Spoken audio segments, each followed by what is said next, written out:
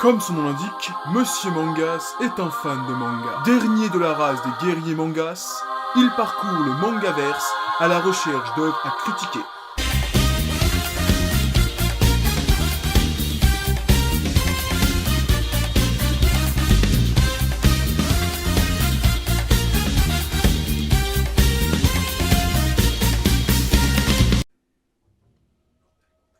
Bon, dans la dernière vidéo, Mangas était tout seul, donc aujourd'hui, pour ce nouvel épisode, c'est moi qui présente. Par contre, je sais pas de quoi on va parler. Ça vous dirait qu'on parle de Naruto? Bordel. Quoi? Qu'est-ce qui t'arrive? J'ai reçu un putain d'Ikigami. Un quoi? Mais t'es sourd ou quoi? Le mec que j'ai vu dans la dernière vidéo, à la fin il m'a remis un Ikigami. Maintenant, j'ai plus que 24 heures à vivre. C'est un préavis de mort. Mangas, c'est un manga. C'est pas la vraie vie. Faut arrêter de mélanger tout. Oui, c'est vrai. Bon, comme t'as un nouveau manga, lance la critique. Oui, c'est une bonne idée, on va parler d'Ikigami.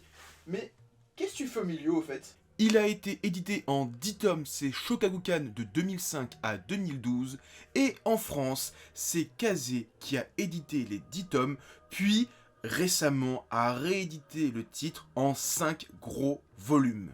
Résumé, de nos jours, une loi stipule que pour le maintien de la prospérité du pays, tous les enfants qui entrent à l'école primaire doivent être vaccinés. Ce vaccin inocule une substance capable d'entraîner la mort à une date et une heure précise, programmée à l'avance. Un jeune sur 1000 entre 18 et 24 ans est concerné. Fujimoto, fonctionnaire, est chargé de livrer ce préavis de décès aux familles, appelé Ikigami. Alors, avant de commencer, il faut préciser une chose. Ikigami, c'est 10 volumes, ou avec la nouvelle édition, 5 volumes. Mais je vais partir sur le principe qu'il y a 10 volumes. Chacun est découpé de 2 épisodes d'une centaine de pages, pour un total de 20 épisodes. Chaque épisode est construit de la manière suivante. On va suivre la vie du fonctionnaire Fujimoto, qui est livreur d'Ikigami. Et surtout, on va suivre la vie d'une personne qui va recevoir l'Ikigami. Donc, je vais procéder de la même manière pour cette vidéo, à savoir parler en 2 temps des 2 aspects du titre, à savoir le livreur et le livré. Pour Fujimoto, ça sera relativement simple. Il est le lien entre les 20 histoires de la série.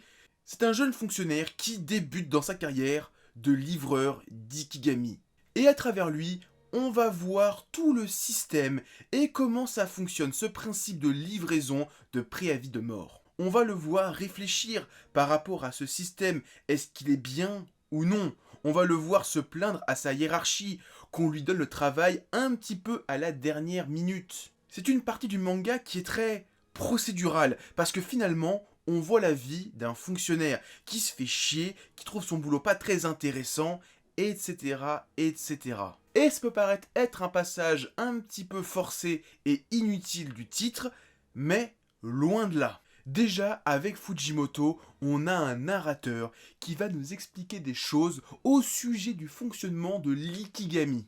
Comme par exemple que pendant 24 heures avec l'Ikigami, le condamné peut plus ou moins payer tous ses frais de transport ou autres. Mais aussi que la famille du défunt va toucher une pension nationale à vie, à condition bien sûr que le livré n'a pas commis de crime durant les 24 dernières heures de sa vie. Certes, on aurait pu avoir un narrateur omniscient qui nous explique tout ça, mais l'autre chose intéressante avec Fujimoto, c'est qu'on voit les dérives de ce système au travers de quelqu'un qui en fait partie.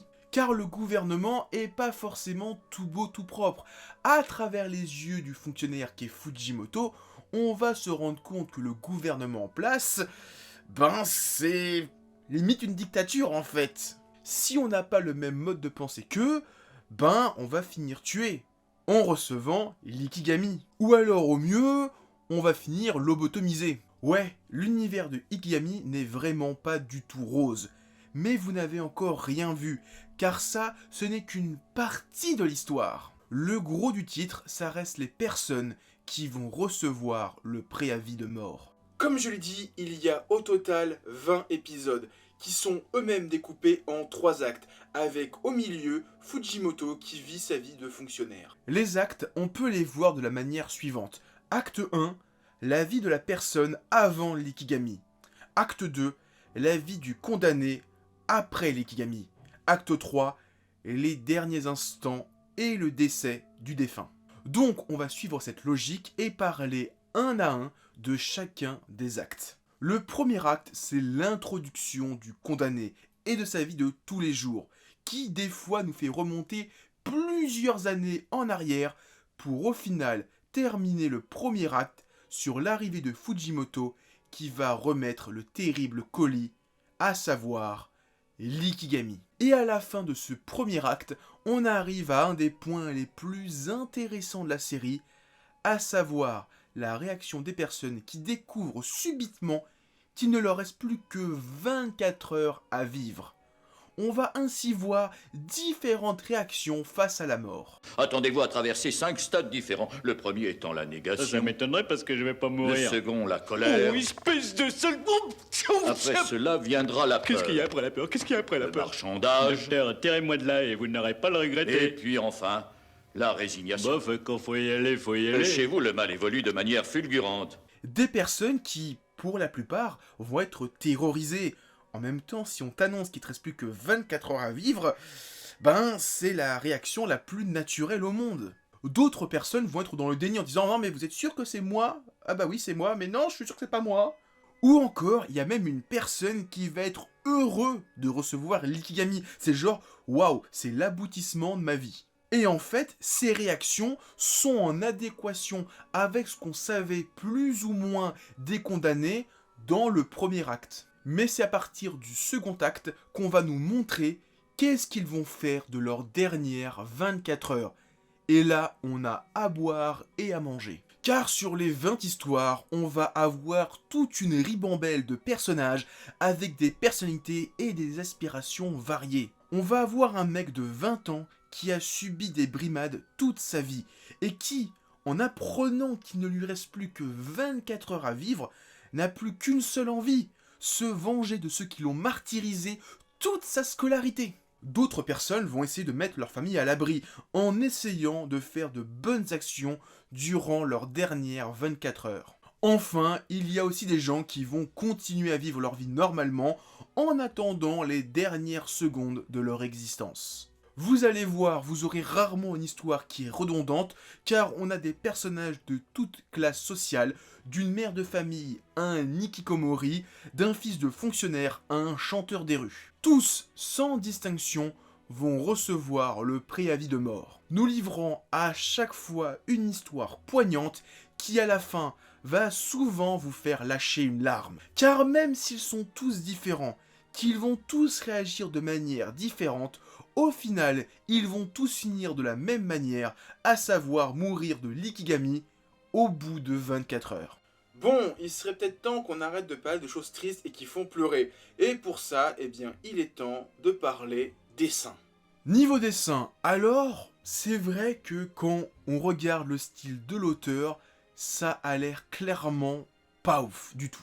Le style de Motaro Mase est très rigide, très froid, très solennel, très fonctionnaire en fait, ce qui est un petit peu logique vu que le manga parle d'un fonctionnaire qui livre des préavis de mort, mais c'est vrai qu'il y a vraiment ce côté très fonctionnaire, très cloisonné, rigide, voilà, vraiment solennel en fait, c'est vraiment très, pas forcément simple, mais réaliste. C'est vrai que quand on regarde le manga juste graphiquement, ça a l'air d'être un manga très chiant, très solennel, très posé, très ambiance, alors que, vu ce que j'ai dit avant, avec les réactions face à la mort, clairement, c'est là où le manga s'en sort le mieux. Au moment où les personnages reçoivent l'ikigami, en termes d'expression faciale, Motaro Mase, putain, il se lâche. Tu sens vraiment toute la colère, la tristesse, la joie, enfin, toutes les émotions qui vont transparaître à travers les personnages. Quand ils reçoivent l'ikigami, tu le ressens à 200%. Et malgré que tu te dises, oh, ça va être un manga assez solennel, assez cloisonné, assez calme, putain, il y a des épisodes où l'auteur se lâche totalement. Il y a quand même un épisode en mode Fast and Furious, où il y a une course-poursuite de dingue, tu te dis, t'entends pas avoir ça dans Ikigami, et ben putain l'auteur, vu qu'il raconte des histoires différentes avec des personnages différents, il peut passer d'une ambiance à l'autre, une ambiance course-poursuite et une ambiance beaucoup plus classique.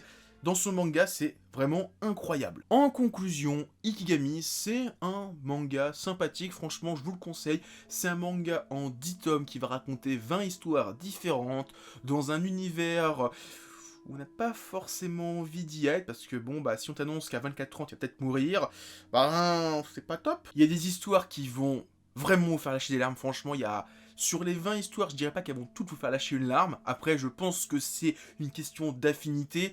Mais il y en a au moins 3 ou 4, quand je les ai terminés, j'avais une petite larme à l'œil en me disant « Putain, c'est bad !» Franchement, finir comme ça, des fois l'auteur, il a des grosses coronesses parce qu'il y a des histoires qui sont vraiment pas forcément trash, mais elles sont dures. Hein. Honnêtement, le chapitre avec le drogué, je n'étais pas très bien. Et le chapitre avec la grand-mère... Ceux-là, ils m'ont fait lâcher une petite larme, parce que franchement, c'était dur.